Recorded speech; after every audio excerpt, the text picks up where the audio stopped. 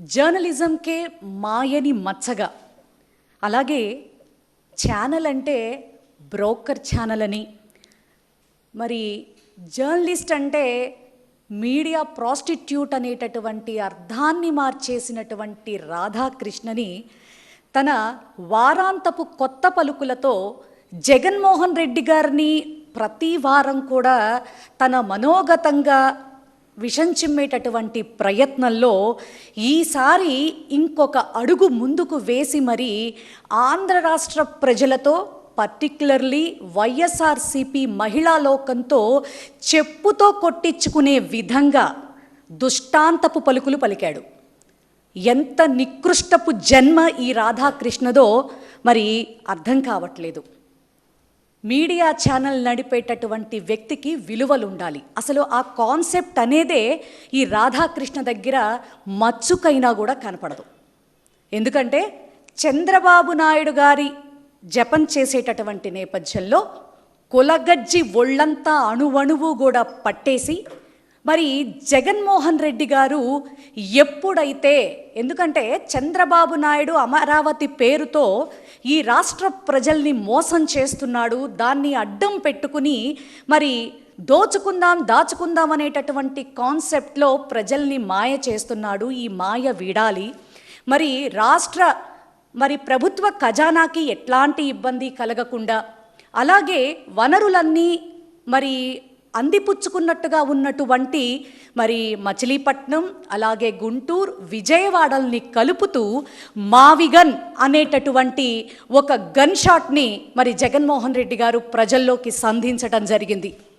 ఇది ప్రజల్లోకి చొచ్చుకుపోయింది అన్న మాట మరి వాళ్ళకి తూటాల్లాగా మెదడులోకి గుండెలోకి చొచ్చుకుపోయి మరి రాధాకృష్ణకి ఏం చెయ్యాలో తెలియక ఇంత వివరణాత్మకంగా జగన్మోహన్ రెడ్డి ఇంత విజన్తో మరి ఎట్లాంటి లొసుగులు లేకుండా, ప్రజల మీద భారాలు లేకుండా మరి ఇంత గొప్పగా రాజధానిని క్రియేట్ చేసుకోవటానికి ఇంత మంచి ఆలోచన ప్రజల్లోకి గుప్పించేశాడు.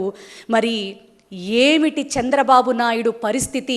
దీన్ని ఎట్లా అయినా సరే డైవర్షన్ పాలిటిక్స్లో భాగంగా ఏదో ఒకటి చెయ్యాలి అని చెప్పని ఎంతటి కిరాతకానికి దిగజారిపోయి, నిజంగా కడుపుకి అన్నం తింటున్నావా, గడ్డి తింటున్నావా? లేకపోతే కూటమి నేతలు ఉదయకాల సమయంలో మరి కాలకృత్యాలు తీర్చుకున్న తర్వాత మరి వాళ్ళ అశుద్ధాన్ని ఏరుకుని తింటున్నావా అని ప్రశ్నిస్తూ ఉన్నాం రాధాకృష్ణని. ఎంత సిగ్గులేని జన్మ కాకపోతే నిన్ను వైఎస్ఆర్సీపీ మహిళలు, వైఎస్ఆర్సీపీ నేతల భార్యలు నిన్నేం చేశారయ్యా? ఒక తల్లి కడుపున ప్రేమకి గుర్తుగానే పుట్టావు కదా. ఏం జన్మ నీది, సిగ్గులేని జన్మ. కులగజ్జి ఉండొచ్చు కానీ ఇంత దారుణాతి దారుణంగా మరి ఒక వ్యక్తిని ద్వేషించడం అనేది, మరి అందులోనూ ఆ వ్యక్తి పతనాన్ని కోరుకుంటూ ఇంతకి దిగజారిపోవడం అనేది ఒక్క నీ విషయంలో మాత్రమే కనపడతా ఉంది. ఏంటేంటి ఈ రోజున మా నేతల ఆగ్రహావేశాలు చూసేటప్పటికీ మీ సీఎం గారు, డిప్యూటీ సీఎం గారు, లోకేష్ గారు ట్వీట్లు చేస్తూ ఉన్నారు. మరి నీదేదో పరమ పవిత్రమైనటువంటి దేవాలయం అన్నట్టు, నువ్వేదో గొప్ప మహానుభావుడు అన్నట్టు నీ మీదకి మరి మా వాళ్ళు వచ్చి మరి ఆడవాళ్ల జోలికి వస్తావా, క్షమాపణ చెప్పు అని నీ కార్యాలయాన్ని చుట్టుముడితే అది తప్పు అని వేదాలు వల్లిస్తూ ఉన్నారు. మరి మా సాక్షి మీడియా మీదకి మరి ఎలా చెలరేగిపోయారు. మరి ఆ రోజున ఈ హోమ్ మినిస్టర్ కానీ మరి ఈ సీఎం గారు కానీ వీళ్ళెవ్వరూ కూడా మరి బయటకు వచ్చినటువంటి సందర్భాలు కానీ మాట్లాడినటువంటి సందర్భాలు కానీ మనకెక్కడా ఎందుకు కనిపించలేదు? నువ్వేమన్నా పెద్ద పైనుంచి కిందకి దిగొచ్చావా? అంటే నువ్వు చంద్రబాబు నాయుడు గారిని ఆకాశానికి ఎత్తేసేటటువంటి పనిని ప్రతిరోజు పెట్టుకుంటూ ఉన్నావు కాబట్టి నువ్వెట్టాంటి తప్పుడు పని చేసినా, ఎంత స్థాయికి దిగజారిపోయినా నిన్ను సపోర్ట్ చేసుకుంటాము అని చెప్పేటటువంటి సీఎం ఈ ఆంధ్ర రాష్ట్రానికి ఉండటం నిజంగా ఆంధ్ర రాష్ట్ర మహిళల దురదృష్టంగా మేము భావిస్తూ ఉన్నాం. ఏం చంద్రబాబు నాయుడు గారు, కళ్ళబొల్లి ఏడుపులతో నీ భార్య గారిని ఏవి అనకపోయినా కూడా అసెంబ్లీలో ఏదో అనేసేశారు అని మీడియా ముందుకొచ్చి ముసలి కన్నీళ్లు కార్చి ఇష్టారాజ్యంగా ప్రవర్తించావే, ఆనాడు రాష్ట్ర వ్యాప్తంగా ఆత్మగౌరవ సభలంటూ పెట్టావే, ఈ రోజున మా నేతల శ్రీమతుల్ని అంత నీచంగా ఈ నికృష్టుడు రాధాకృష్ణ మాట్లాడితే, ఒక బాధ్యత కలిగినటువంటి సీఎంగా, నీ కొడుకు ఒక మంత్రిగా, అలాగే గౌరవ హోమ్ మినిస్టర్గా, డిప్యూటీ సీఎంగా ఆడవాళ్ళ జోలికి వస్తే ఊరుకోమని చెప్పేటటువంటి మీరు ఈ రోజున ఇంత అవమానాన్ని ప్రతిపక్షానికి సంబంధించినటువంటి మహిళల మీద, అలాగే నేతల శ్రీమతుల మీద జరుగుతూ ఉంటే ఈ యొక్క పాశవిక దాడి అని చెప్పాలి. ఇంత దారుణంగా మరి ఈ రాధాకృష్ణ ప్రవర్తిస్తూ ఉంటే నీ ఆఫీసుకు పిలిచి చెప్పు తీసుకుని కొట్టి, నువ్వు మావిగన్ని డైవర్ట్ చేయటానికి ఇంతకు మించి నీకు ఎలాంటి ఆలోచన తట్టలేదా అని భయం చెప్పవలసినటువంటి తమరు సపోర్ట్ చేస్తున్నారంటే ఇంతకు మించినటువంటి దిగజారుడుతనం ఉందా అని మేము అడుగుతా ఉన్నాం.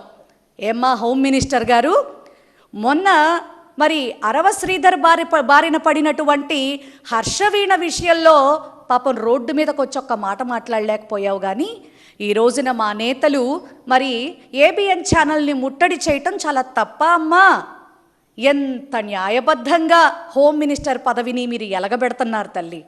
ఆంధ్ర రాష్ట్రం అంతా కూడా చూస్తూ ఉంది.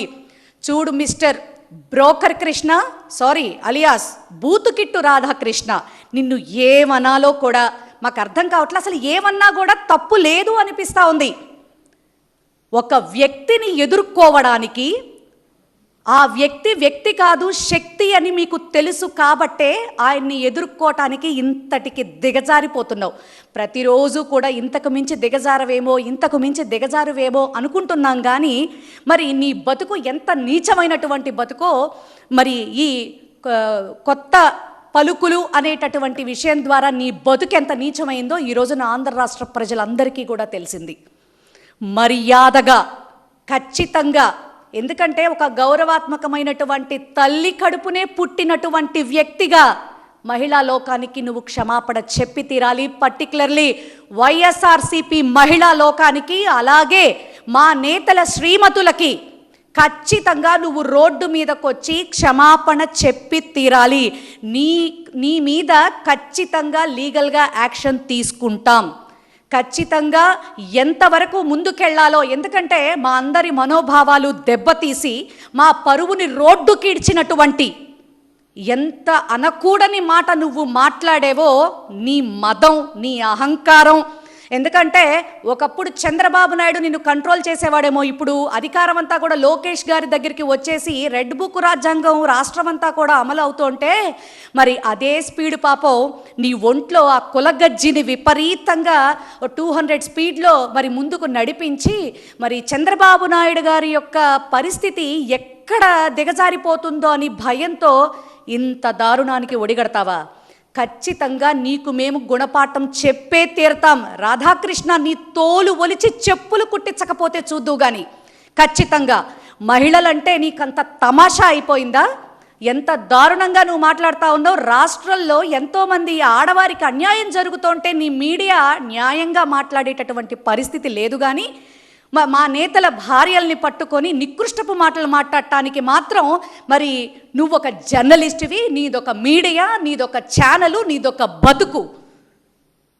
ఆంధ్ర రాష్ట్ర మహిళలు, అలాగే వైఎస్ఆర్సీపీకి సంబంధించినటువంటి మహిళలు కూడా నువ్వు ఎక్కడ కనపడితే అక్కడ చెప్పు తీసుకుని తన్నడానికి మాత్రం ప్రతి ఒక్కళ్ళు సిద్ధంగా ఉన్నారని మాత్రం చెప్తా ఉన్నా. నువ్వు ఖచ్చితంగా క్షమాపణ చెప్పి తీరాలి.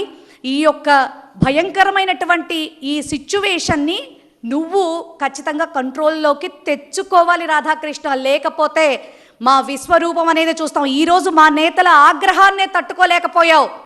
ఇది నువ్వు కనుక బయటికి వచ్చి క్షమాపణ చెప్పకపోతే మరి సిచ్యువేషన్ ఇంకెంత దారుణంగా మారబోతోందో మా మహిళా లోకం ద్వారా నీకు నిరూపించి చూపిస్తాం ఖచ్చితంగా. మరి నువ్వు నిజాయితీ అయినటువంటి, నాకెంతో ఎక్స్పీరియన్స్ ఉంది అని చెప్పుకునేటటువంటి నిజమైన జర్నలిస్టువి, నాకు ఒక ఛానల్ ఏడ్చింది, నేను ఒక న్యూస్ ఎడిటర్ని అని చెప్పుకునేటటువంటి పరిస్థితి నీకు గనక ఉంటే నువ్వు చేసిన తప్పుడు పనికి ఖచ్చితంగా నువ్వు బయటకు వచ్చి క్షమాపణ చెప్పి తీరాలి అని డిమాండ్ చేస్తూ ఉన్నాం. లేని పక్షంలో ఎటువంటి పరిస్థితులు చవి చూస్తావో మరి మాటల్లో అయితే చెప్పలేను.